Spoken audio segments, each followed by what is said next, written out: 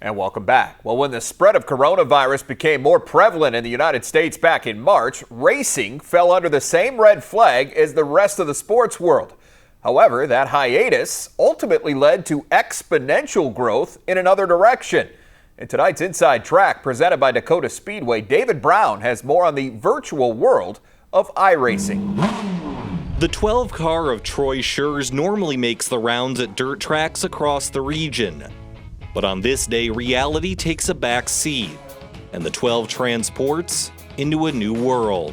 I thought it was awesome. You know, the realism was better than any other video game I ever played, so I decided to get it, and that's when I really got started in iRacing. Troy first heard about iRacing, a subscription-based racing simulation, 3 years ago, when the company released updates featuring dirt tracks for the very first time. Since then, iRacing has turned into the premier outlet for racing fans of all ages and competition levels. Troy even organizes a local group, the Sodak iRacing Series, which offers full point and money racing seasons. We have guys who are fans, pit crew members, drivers. You know, everybody is active in the local racing world. It was really cool to kind of be racing and talking with somebody who you've seen out on the track. Tanner Koster has raced B-mods in the past, but mainly sticks to the virtual world now. And after multiple wins over a 10-week season that took place this summer, Koster won the Sodak iRacing Points Championship in late June. Those last 10 to 15 laps, my heart starts pumping just like it was when I was leading a real race. You know, you're into it, you're wanting to win just as bad as you really would be in a car. And it's that realism that makes iRacing different than just your run-of-the-mill video game. The company routinely scans different tracks across the nation to make the details as intricate as possible. They have an algorithm of cars over the racetrack, how the track is going to slick off versus how many laps have been turned on that. So the track will move.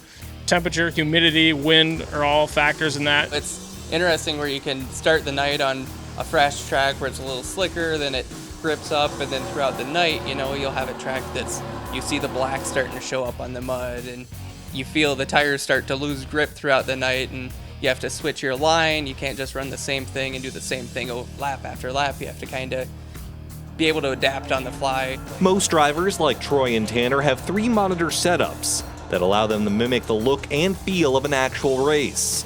And while most say nothing beats the real thing, virtual reality has provided some comfort and familiarity during uncertain times. Over the course of the last 3 years, it has gradually grown, but once this pandemic stuff hit and guys were, you know, stuck at home a lot more than we were before, it became a way to kind of get away and still hang out with your friends.